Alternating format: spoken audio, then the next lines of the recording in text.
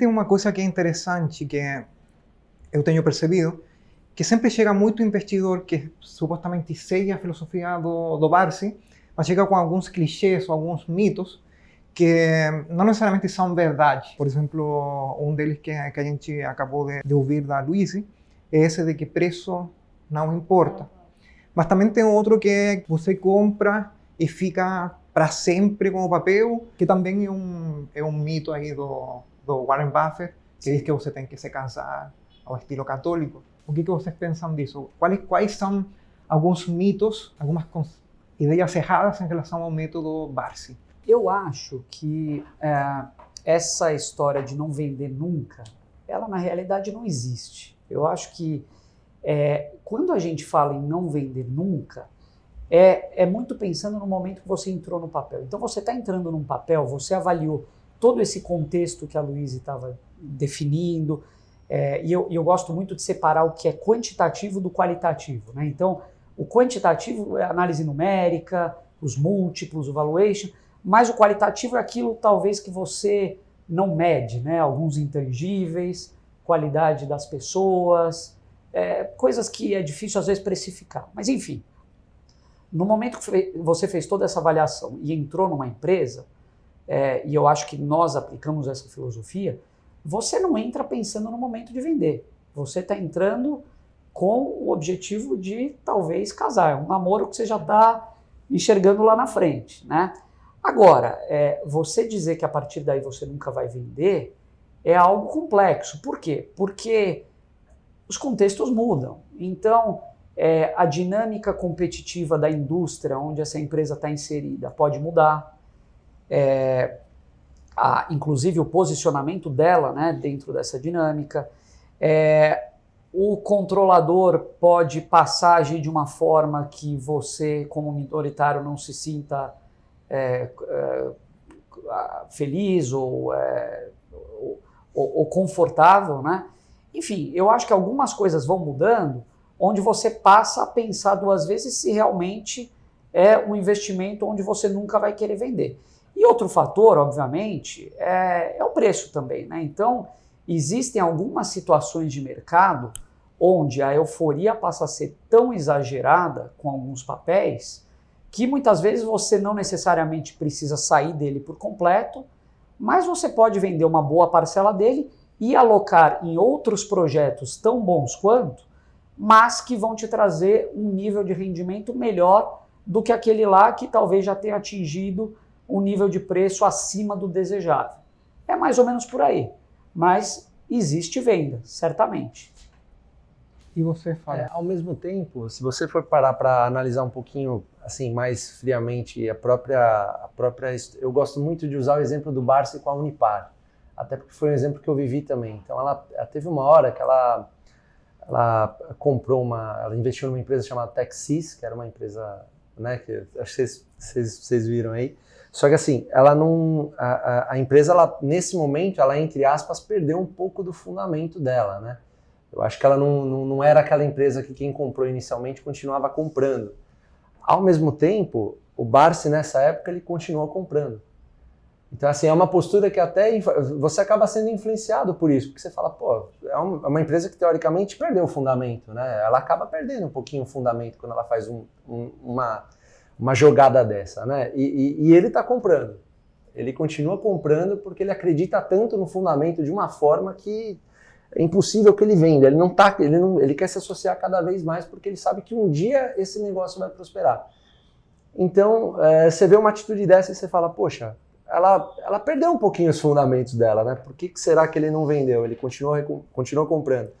E passado todos esses anos, deu no que deu. Você tem uma Unipar, que é muito mais poderosa do que era naquela época, né? E você tem uma pessoa que comprou tanto e acreditou tanto nos fundamentos que ele prosperou por todos esses anos. Eu lembro que quando eu comecei a comprar a Unipar junto com o Barsi, se eu não me engano, foi em 2005. Então você imagina como é você ficar comprando e recomprando uma empresa assim, de 2005, passando por tudo. Só que assim, você conseguiu acumular muitos ativos também. Porque ela era muito barata naquela época, ninguém olhava. Quando você ia falar com algum analista, ninguém falava para você comprar o Unipar. Era unânime. Ninguém fala, o que você... Eu tenho amigos meus que falam, o que você está fazendo comprando Unipar? O que é isso? O que você está fazendo? E eu falava, olha, naquela época eu não analisava tanto por fundamentos, eu ia muito mais pelo que o Barsi falava, né? Porque eu falava, ele tem muito mais experiência do que eu tenho ele está vendo algo que eu não consigo ver, eu não tenho idade para ver. Né? E nenhum analista do meu lado que tinha chegado na posição que o Barsi chegou, porque daí eu respeitaria, certo? Respeitaria nesse sentido, né? Pô, o cara tá falando para comprar o Unipar, mas o que esse cara conseguiu na Bolsa de Valores? Nada, o cara assim, foi, sei lá, vive fazendo trade, nada contra. Eu acho que cabem os dois papéis na Bolsa, eu respeito. Mas assim, eu me espelhava num cara que tinha chegado onde pô, eu tô mirando ali, ele já chegou lá, o que ele tá vendo que eu não tô vendo? Então, essa parte eu acho que ela causa muita intriga. Tem gente que fala para você vender uma hora, tem gente que fala para você não vender. Eu, particularmente, tendo a não vender as empresas de cativeiro, como diz o meu professor Luiz Vares, que são basicamente as elétricas e os bancos. Essas empresas eu carrego por um grande período de tempo. Agora, como o próprio Felipe disse, uma parcela do capital eu acho que se ela for destinada em projetos talvez de especulação com uma pequena parte, eu acho que não é nada demais também. Uma coisa que eu acho muito importante a gente falar é quando a perda de fundamento é algo circunstancial versus estrutural, né? Então, quando a perda de fundamento é algo talvez passageiro ou temporário, ou você já consegue vislumbrar uma mudança de patamar, ou seja, a capacidade da empresa de superar esse momento negativo, aí sim você realmente fica abraçado. Por quê? Porque nós investimos seguindo uma filosofia de investir em bons projetos. Se é um bom projeto, teoricamente ele deveria ter condição de superar esse momento difícil, como é o caso da Unipar no momento da Techsys. Então sim, nesse momento sim. Agora, quando você vislumbra uma deterioração progressiva ou algo que vai te trazer uma perda talvez significativa por uma mudança de contexto completa. Ou irreversível. Ou irreversível, aí sim cabe você reavaliar se vale a pena você manter a posição na empresa ou não. Porque a gente também não quer ser míope a ponto de ver o navio afundando, ver todo mundo saindo do barco e não sair, né? Acho que só para complementar, que a gente vê muito comum no mercado, então você faz o valuation, chega lá, né, coloca uma margem de segurança, tá bom, esse ponto aqui eu vou entrar. Só que você já está pensando no upside e no preço de saída. Então eu vou ficar até X preço. A gente não pensa assim, se bater tal preço eu vou vender. Se bater tal preço, eu deixo ela lá quietinha na minha carteira e parto para outra, que sempre vai ter uma oportunidade na bolsa. Eu deixo de comprar, eu não vendo. Eu continuo lá com o meu papel. Em algum momento vai acontecer alguma coisa que ele vai voltar para um preço atrativo para eu voltar a comprá-lo. E nesse meio tempo ele está lá me pagando dividendo. E financiando a compra na outra empresa que está mais barata. Então isso também é o que ele chama de dividendo inteligente. Você saber também o timing de você comprar. Então o dividendo já respondendo, o dividendo é importante, mas ele não é tudo. Fator decisivo. E aí a gente tem um ponto. Primeiro, tem muita gente que pensa que o Barsi vai e compra só companhias que são bonitinhas, que estão bem geridas, que são líderes de mercado, que estão enchendo seu bolso de bons dividendos. Tem algumas que são assim. Por exemplo, a Taesa, a Tietê. A Tietê ainda é uma small cap, ainda está aqui. Mas Taesa, deixa eu ver, Klabin, já são empresas, sabe, seculares, consolidadas, que dificilmente vai acontecer alguma coisa catastrófica nelas. Então, essas empresas, honestamente, a gente só faz um acompanhamento, não fica fazendo valuation. Então acompanha, já sabe, porque como ele está há muito tempo no mercado, é uma coisa meio intuitiva, um negócio de feeling. Ele já sabe mais ou menos qual que é o preço real daquilo. Pô, se isso aí cair desse patamar, eu compro porque não vai ficar muito tempo ali. Então ele já tem meio que noção para onde essas empresas vão, qual que, né? E realmente são empresas que têm um perfil mais defensivo. Então você consegue ter uma previsibilidade mais fácil no mercado. Acho que de uns 10 anos para cá ele tem dedicado uma parte maior da carteira dele a alguns desafios. Você imagina, você tá 50 anos no mercado, você vai ficar fazendo a mesma coisa, né? Então ele chegou no momento, vou tentar descobrir quais são as oportunidades, né, que não pagam dividendo hoje, talvez hoje sejam empresas que estejam em dificuldade, mas que têm grande potencial de se tornar essas empresas perenes, enfim, com todas essas características que essas grandes empresas sólidas têm.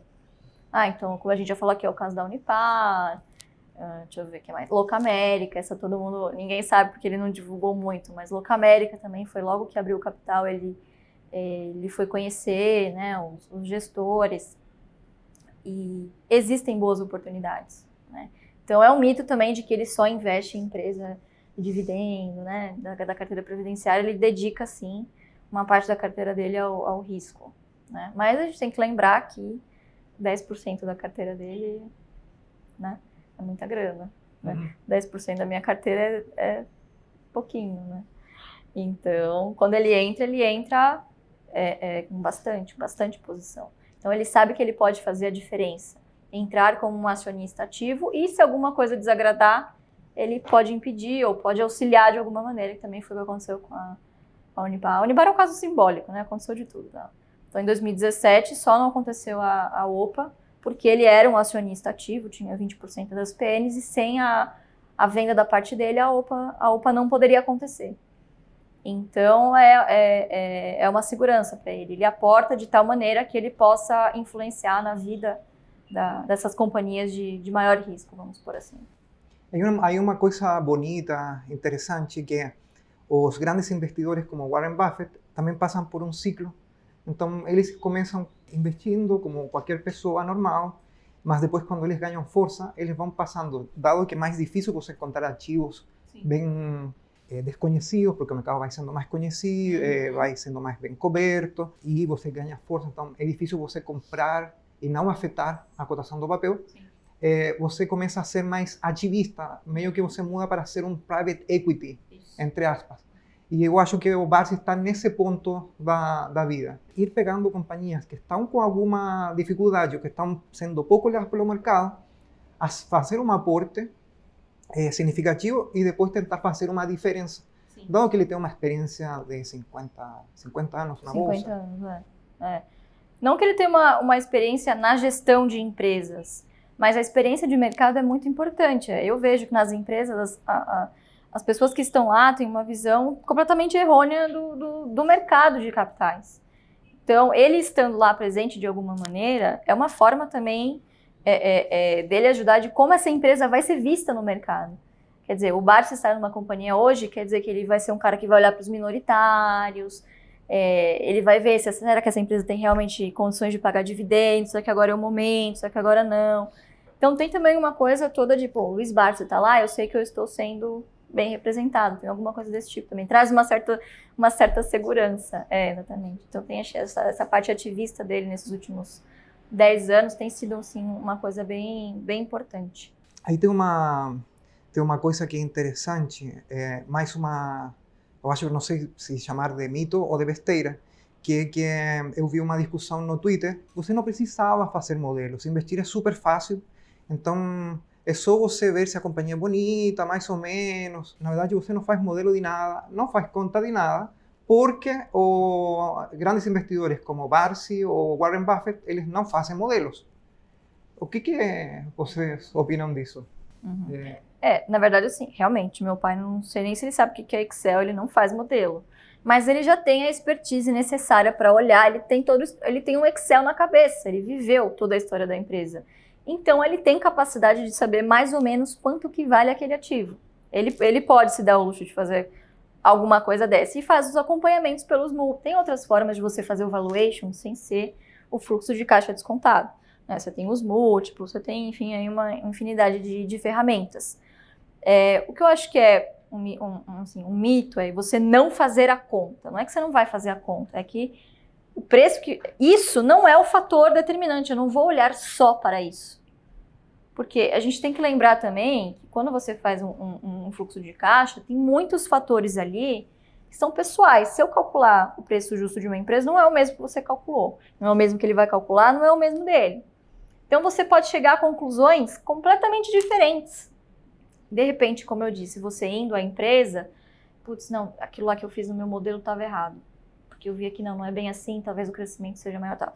Você vai lá e ajusta e você chega, se sente confortável um preço. Então, acho que o modelo, ele é importante para te dar um norte, mas ele não vai ser o fator decisivo. Você não vai ser, sabe assim, caolho e olhar só o que você fez na planilha. Você ir e visitar a empresa, conhecer os ativos dela é super importante, é complementar. Entendeu? Tem que ter a complementariedade de você trazer o quantitativo do qualitativo, que muitas vezes você não consegue pegar no modelo. Daí você, quando, como analista, fez algum modelo ou alguma conta, você vai e troca informação com ele, como é que funciona? Eu tento, pai, tá nessa ação aqui? Não. Pode deixar. Ele nessa parte, ele é independente, assim. Mas eu tenho parte da minha carteira dedicada a essas ações assim que eu faço conta. Putz, uma boa oportunidade, né? Não sei, talvez quando eu vá sair, mas de repente se chegar nesse preço eu posso pensar. Então, para mim, por exemplo, foi o caso da QGEP ano passado, que é na alta hoje, né? Pô, em novembro já começou um bafafá, tal, que a controladora estava vendendo para pagar dívida, a ação começou a ser muito penalizada, e em dezembro chegou, aí também o mercado estava na fase de realização e tal, e aí a ação estava, acho que R$8, R$9. Aí eu comecei a olhar para ela, falei, bom, ela tem mais em caixa do que o que ela vale em bolsa. Então eu vou, só por aí já vale alguma coisa, tem valor na empresa, só que ela tem em caixa é menos do que ela vale na bolsa. Aí fui me aprofundando, a Domo acabou saindo de um dos campos que elas compartilhavam a exploração. Eu falei, não, é agora, isso aqui tem muito potencial. E entrei no papel em dezembro. Então, assim, tem algumas empresas, alguma parte da minha carteira que eu dedico a essas oportunidades que eu encontro no momento. Assim como é com ele, mas ele não faz a conta, assim, ele, sei lá, acho que é um histórico que tem na cabeça dele do que aconteceu nos últimos anos, ele fala, putz, agora essa empresa chegou no momento que eu consigo comprar. Mas alguma vez você fez alguma conta, fez algum modelo e depois ficou conversando com ele, ou ouviu alguma coisa dele, você percebeu algum erro ou alguma coisa que você pudesse melhorar no seu modelo? E pudesse melhorar no meu modelo? Que estivesse errado, puxa, eu entendi mal isso aqui. Você se surpreendeu com alguma situação dessa? Mas no começo, quando eu comecei, sim. Porque você sai assim da faculdade ávido para modelar tudo, né? Não, quero modelar tudo, porque eu vou descobrir a próxima Magazine Luiza. Então, começando a fazer conta, às vezes tem alguns conceitos, por exemplo, que a gente estava conversando sobre payout. Então, na minha visão, ter um payout alto era bom. Quando você coloca na conta, às vezes não é, tem alguma coisa deturpada no seu modelo, né? Então, são coisas que você vai aprendendo, e ele me falava, olha, não necessariamente, né? Você tem que ver, será que isso não vai atrapalhar o fluxo de caixa dela, né? Então, sim, ele me dá alguns toques, assim, mas é mais nessa parte conceitual, assim, não muito do modelo, entendeu? É mais de entender alguns conceitos que talvez sejam místicos aí do mercado e falar, bom, não é bem assim, tenta arrumar isso, tenta arrumar aquilo. Só quem já teve 50 anos de mercado só quem já teve pode 50 anos de mercado dizer. que pode dizer. E o payout e o dividendo, que você tem que comprar coisas com um payout alto e um dividendo muito alto, que bata um certo nível, superior à renda fixa. O que vocês acham? Isso é per se uma coisa muito boa ou a gente tem que ter... Deixa o Fábio começar dessa vez. Basicamente eu acho que seria em relação ao setor. Eu acho que se você tem um setor perene te pagando um bom dividendo, você acha que é um negócio sustentável, por exemplo, o setor de transmissão. O setor de transmissão é um setor ultra perene. Há 2 anos atrás, ou há 1 ano atrás, basicamente, você viu por exemplo, uma Taesa, que historicamente, se você pegasse os últimos 10 anos da empresa, ela distribuía aí por volta de R$3,50, uma média, se eu não me engano.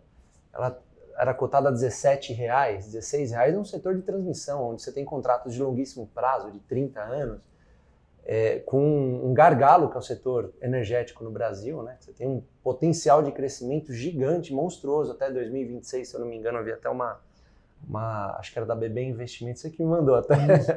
Você tinha um gargalo nesse setor de transmissão, então você via um setor que era totalmente perene, pagando um payout de mais ou menos de 95%, 90%, 95%, que é o que ela geralmente costuma dar, com um valor assim, onde você não tem como se não entrar de cabeça nesse negócio, porque é uma oportunidade estampada, né? Então, eu acho que o setor, eu acho que ele, pelo menos na minha visão, ele baliza muito essa decisão de compra, né?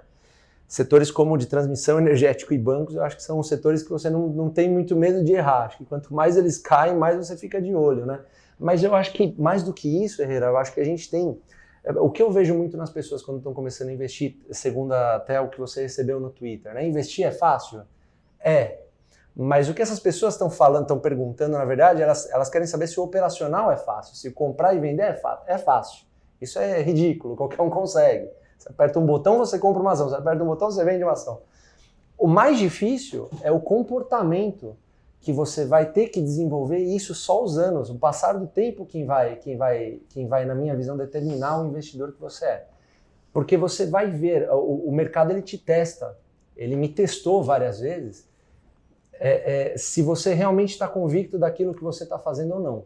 Porque em determinados momentos, por mais segurança que você tenha de comprar uma empresa, essa empresa pode sofrer um baque a qualquer momento, e por cenários adversos da economia ou algum outro tipo até algum tipo de semi-deterioração que o papel possa ter, mas você continua convicto com aquilo ou não? E eu posso citar um exemplo prático, que foi o Banco Nossa Caixa. Esse, para mim, foi um dos setores, uma das operações que eu fiz que eu falei, se depois disso aqui eu não for investidor mesmo, eu me mato, porque o Banco Nossa Caixa ele me testou várias vezes. Isso foi em 2007, se eu não me engano, 2006, 2007. Você tinha um papel uma empresa que pagava mais ou menos 6% de dividendo, se não me falha a memória, custando R$30, R$32, e eu comprando esse papel. Juntamente falando muito com o Barsi, né? Barsi, e agora? Porque você não tinha desenvolvido ainda aquele... Só uma pessoa com um número de tempo que ele ficou na bolsa para ver que aquilo era um bom negócio. Então eu fiquei muito tempo comprando essa ação, e você via a ação que de 30 caía para R$14, R$15 em determinado momento em 2008, no meio da crise, só que ela não tinha tido deterioração nenhuma. Foi simplesmente um aspecto econômico, a crise do subprime nos Estados Unidos, que levou ela àquela cotação. Então, na minha cabeça ficava, se eu achava que aquilo era bom a R$30, é bom, continua sendo bom, talvez muito melhor agora a 18. Então, o que eu quero dizer é que assim, o comportamento que você tem, que você desenvolve ao longo desse tempo, na minha visão, é o que te faz prosperar na Bolsa de Valores. Se você tem esse sangue frio de falar, poxa, eu comprava algo porque eu acreditava, agora caiu pela metade porque tudo caiu, será que não é uma oportunidade ainda melhor? Você não consegue comprar mais ações, ficar mais parceiro dessa empresa que você já acredita? Então, na minha visão, investir, como você falou, o pessoal do Twitter falou, é muito fácil. Agora, você exercitar esse sentimento de parceria no passar dos anos, eu acho que isso é o que difere no final. Eu acho que isso que diferencia um investidor do outro. E aí você tem investidores que têm diferentes estilos, né? Você tem pessoas que são mais agressivas e pessoas que são mais medrosas. Eu me encaixo num contexto ultra medroso. Eu sou muito medroso no mercado de ações. Eu gosto muito de empresas de setores perenes. Todo mundo gosta, né? Mas quando esses setores apresentam uma queda que, na minha visão, não seja justificada, eu abraço com tudo que dá. Então, eu acho que eu desenvolvi isso porque eu tive alguns casos também que eu acho que, assim, eu acabei comprando empresas por impulso e não necessariamente por fundamento, e isso acabou me desenvolvendo algum estilo de quanto mais medroso você for, mais o tempo vai passar e mais você vai conseguir resultados. Então, até porque essas empresas acabam sempre pagando dividendos e você consegue aproveitar outras oportunidades em outros setores. Aí no caso da Nossa Caixa, eu acho que é interessante, talvez, que eu entendo que o dividendo você viu mais como uma métrica de valuation, de que o papel estava descontado, Sim. e também como um carimbo de qualidade, que significa, olha, essa empresa consegue pagar um dividendo. Resulta que muitas vezes os piores micos nunca pagaram dividendo na história, por exemplo, as OGX, as MPX, etc. Então, é mais difícil uma empresa enganar no fluxo de caixa do que no ADR. É isso aí. Então, é o que eu chamaria de dividendo, ou que você chamou de dividendo inteligente. Vê-lo como um carimbo de qualidade e o valuation. Na nossa caixa, eu pelo menos o racional naquela época, eu ficava assim, eu falava, bom, a empresa está caindo, mas está me pagando dividendo, está gerando lucro, estou vendo que está gerando lucro, então, vou comprar mais disso aqui. Até que teve um momento que ela foi comprada pelo Banco do Brasil, e enfim, mas ainda se não fosse comprado, você ia ver que ela continuava tendo uma trajetória de lucros, né? Então, era um caso que você realmente tinha que abraçar, né? Graças a Deus, e esse espírito que você vai desenvolvendo, que só o tempo vai dar para você, é o que eu acredito que vai te diferenciando com o passar do tempo na Bolsa. Porque você não pode dizer que um investimento foi bom ou ruim em 2, 3, 4, 5 anos. Não, é muito mais do que isso. Eu tenho, por exemplo, uma Uzi Minas, que eu brinco com eles todos os dias, que eu comprei a R$91. Ela desmembrou, seria o equivalente a 45, 50 mais ou menos. Hoje a ação está valendo 8. Pô, mas e aí? Quem sabe um dia ela não volta a gerar frutos? Por que eu não comprei mais? É que no caso, naquela época, naquele período, eu não acreditava muito. Para você o preço importa. Então. Mais do que nunca o preço importa. Então, eu acho que basicamente, Herrera, o comportamento ele difere o investidor. É o cara que tem talvez sangue frio para fazer essas coisas, com medo, porque as pessoas acabam fazendo, mas com medo, mas fazem. Eu acho que isso é o grande diferencial aí. E é curioso porque hoje a gente vive do mesmo jeito que o Fábio falou agora há pouco, que hoje a informação ela tá aí. Qualquer coisa que você quiser saber, você consegue a qualquer momento, né? Mas, por outro lado, esse excesso de informação, ele também acaba, muitas vezes, tirando você do seu centro de decisão, né? Então, você vai tomar uma decisão, você está convicto de uma coisa, mas você está acompanhando 500 canais diferentes, opiniões, e aí você começa a questionar a sua própria capacidade de análise, a sua real capacidade de persistir numa coisa que você acredita. Então, eu acho muito que o esporte da Bolsa de Valores é um esporte individual mais do que um esporte coletivo, sabe? É uma coisa que você tem que construir as suas convicções por si mesmo. E aí talvez você valida com algumas pessoas depois, tal, mas é muito importante você estar convicto do porquê que você está fazendo aquilo. E não fazer só porque você leu em algum lugar ou porque você escutou em algum lugar. Primeiro porque eu acho que se fosse assim seria muito fácil e todo mundo se daria bem na bolsa. Segundo, que para você persistir numa filosofia dessa, você precisa de foco e você vai saber que você vai errar em alguns momentos. Eu estava vendo, por exemplo, outro dia uma entrevista do Monish Pabrai, sabe, aquele investidor, e ele fala que em 1/3 do tempo ele erra, 1/3 das decisões ele erra, mas os 2/3 que ele acerta mais do que compensam os erros. Então, as pessoas têm muito medo de comprar a primeira ação ou de ver uma ação caindo e ir lá e comprar mais. Pelo contrário, a pessoa vai lá e vende. Então, muito... Eu sempre comparo com você estar aprendendo a dirigir, né? Então, uma hora você tirou a carta, você já sabe como funciona aquele negócio, aquele animal chamado carro, você tem que sentar, ligar ele e sair da garagem. Você não vai começar fazendo uma viagem de 500 quilômetros. Você dá uma volta no quarteirão, vai sentindo, num horário mais tranquilo, depois começa um trânsito, você já vai ver como que é.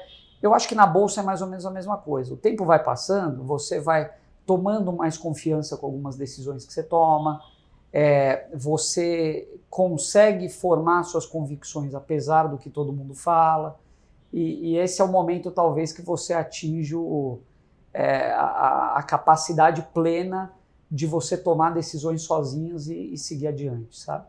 Aí que a gente chega num ponto bem interessante, reunindo o que a gente vem falando. Tem vários conceitos: persistência, disciplina, perseverança, convicção, capacidade de pensar sozinho, foco. Todas elas são ou uma coisa de caráter, que você consegue desenvolver, a disciplina você consegue desenvolver, ou também psicologia. Sim. E aí eu reparei que no projeto de vocês começam por aí, a psicologia do processo de investimento ou de montagem de uma carteira previdenciária. será que você conseguiria falar do que trata o projeto, o que o motiva e por que essa parte da psicologia ou do caráter da pessoa é tão importante?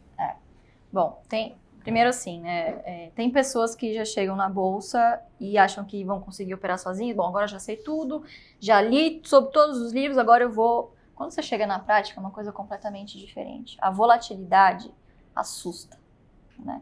Então, eu gosto de falar o seguinte, a análise, como eu te disse aqui, né, é muito fácil você pegar o balanço, fazer um modelo e chegar num preço e falar, pô, essa ação está numa boa oportunidade. Mas o mercado está vendo o que você está vendo? Não necessariamente. Né? Então, você tem que ter a confiança necessária para confiar no que você está... apostar no que você está conseguindo enxergar. Então, é aí que entra aquela questão do mindset, eu vou confiar no ruído ou eu vou confiar no fundamento? Né? Então, tem muito uma coisa também de psicologia da pessoa.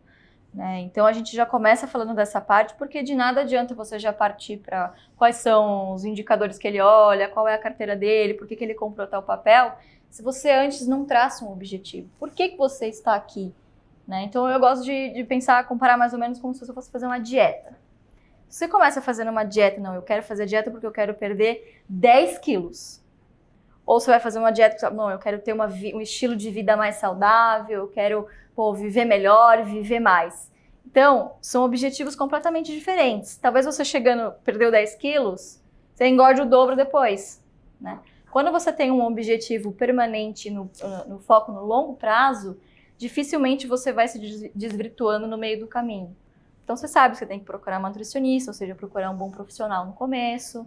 Você sabe que você não pode achar que você vai perder 5 quilos por semana, senão você vai se decepcionar. Então, ter metas críveis, ter consistência. Então, é muito parecido com você fazer uma dieta que seja duradoura, né? Então, você vai ter metas críveis, você vai aos pouquinhos.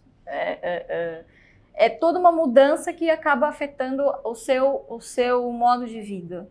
Né? Então, acho que o primeiro passo é esse, é você traçar um objetivo, o que você quer na bolsa.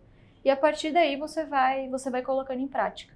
Então, é isso que a gente trata no começo. Qual é o seu objetivo? Se você está aqui, o seu objetivo tem que ser a longo prazo, que para nós é a carteira previdenciária. E o timing não poderia ser melhor. Acho que as pessoas focam muito no problema e falham em tentar achar a solução. Você está descontente com a reforma da Previdência? Eu sinto muito, mas vai acontecer. Precisa acontecer para o país crescer. O que você vai fazer? Você vai aceitar e ficar choramingando ou você vai aceitar e você vai se adaptar? Então, poupe e faça a sua própria carteira. Se o país vai crescer, se a taxa de juros vai cair, você vai ter que partir para opções que sejam mais rentáveis. E essa opção, com certeza, vai ser a Bolsa. Então, é por isso que essa psicologia do investidor ela é muito importante no começo, para você traçar um objetivo inicial e ter foco.